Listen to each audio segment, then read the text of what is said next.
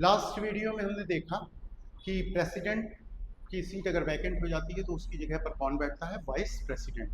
लेकिन अगर क्या हो कि वाइस प्रेसिडेंट भी अपनी पोस्ट पर ना हो, या तो उसने रिजाइन कर दिया हो या उसकी डेथ हो जाए, कुछ भी ऐसा कारण हो जाता है, तब कौन बैठेगा सीट पर?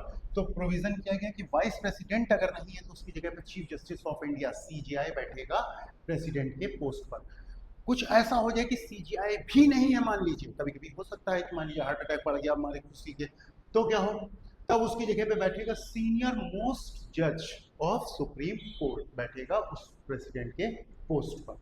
ये सब इतनी सारी बातें क्यों घुमा रहे हैं कि ये नहीं बैठा तो ये नहीं हुआ तो कौन, ये नहीं तो ये कौन? क्योंकि ऐसी स्थिति भारत में बन चुकी है।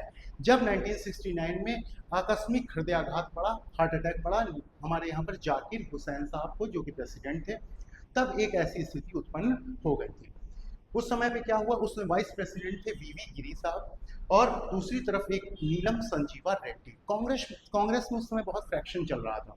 एक गुट था जो इंदिरा गांधी के साथ था, दूसरा गुट था जो सिंडिकेट्स बोले जाते थे, बहुत पुराने पुराने लीडर्स थे जो कांग्रेस के, उनका लीडरशिप प्रोवाइड कर रहे थे मोरारजी देसाई।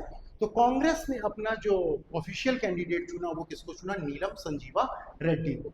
और इंदिरा गांधी जी चाहती थी कि वीवी गिरी जी चुनाव लड़ेंगे, लेकिन वीवी गिरी जी उस समय थे वाइस प्रेसिडेंट। तब इंदिरा गांधी जी ने उनसे कहा, पोस्ट से रिजाइन करके आप चुनाव लड़िए।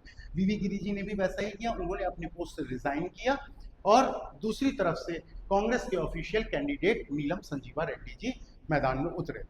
उस समय कांग्रेस की इंदिरा गांधी जी ने कहा कि सभी लोग वोटिंग जो करेंगे वो अपने अंतर मन की आवाज को सुने। इस वर्ष विहिप जारी नहीं होगा। विहिप में क्या होता है कि जिस व्यक्ति को वोट डालना होता है तो पार्टी के सभी लोगों को एक इंस्ट्रक्शन दे दिया जाता है और सभी लोग जाकर के वैसे वोट डाल देते हैं।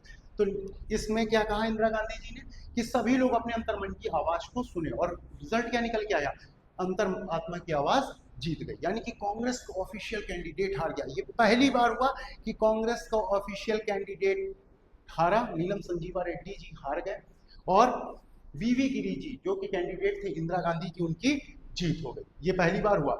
और एक और दिलचस्प यहीं पे बात कि नीलम संजीवा रेड्डी एकमात्र ऐसे प्रेसिडेंट हुए जो आगामी आने वाले सालों में, एक जब चुनाव हुआ तो उसमें निर्विरोध जीतने वाले एकमात्र राष्ट्रपति हुए, यानी कि आज तक के इतिहास में यही एक व्यक्ति हैं जो सरकार गवर्नमेंट के द्वारा ऑफिशियल कैंडिडेट थे कांग्रेस के, तब भी हार गए, और एक बार ऐसा हुआ कि ये निर्विरोध चुनाव जीत गए, यानी कि इनके विपक्ष में कोई व्यक्ति खड़ा ही नहीं हुआ।